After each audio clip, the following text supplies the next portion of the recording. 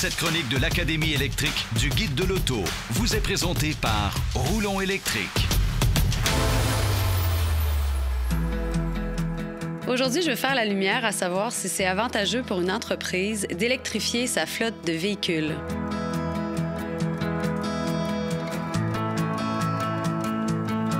Monsieur Pascalon, vous travaillez à l'Institut du véhicule innovant, donc vous conseillez des entreprises qui veulent faire le virage vers les véhicules électriques. C'est ça. À travers les différents projets qu'on fait, on accompagne les entreprises dans l'acquisition de véhicules électriques, leur choix, la définition des besoins en infrastructure qu'ils peuvent avoir et les stratégies d'opération qu'ils peuvent mettre en place. Est-ce qu'il y a de plus en plus de compagnies au Québec qui veulent faire ce virage-là? Puis je me demande, c'est quel type de compagnie qui souhaite ça? Oui, c'est ça. On travaille avec des municipalités, avec des services scolaires, mais aussi on travaille avec des entreprises privées comme ici chez Québecor, oui, où en fait on les assiste dans la transition qu'ils sont en train de faire. L'enjeu principal, c'est sur les véhicules lourds, les véhicules spécialisés, où il y a très peu d'offres de véhicules.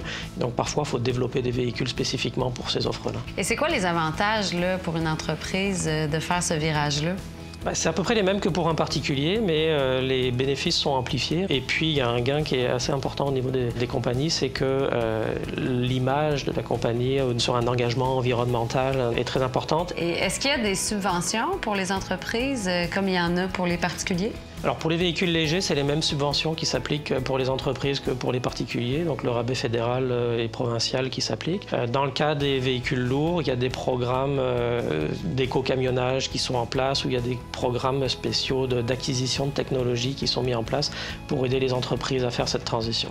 Donc, si je comprends bien, là, vous encouragez fortement les entreprises à faire cette transition-là? Définitivement, en fait, les entreprises ont autant de bénéfices que les particuliers à faire ces changements-là et donc vont économiser de la même manière. Et puis, comme c'est une transition qui se fait progressivement, on les encourage à commencer dès maintenant à passer à l'électrique. C'est formidable. Merci beaucoup, M. Pascalon. Bienvenue. Cette chronique de l'Académie électrique du Guide de l'auto vous a été présentée par Roulon Électrique.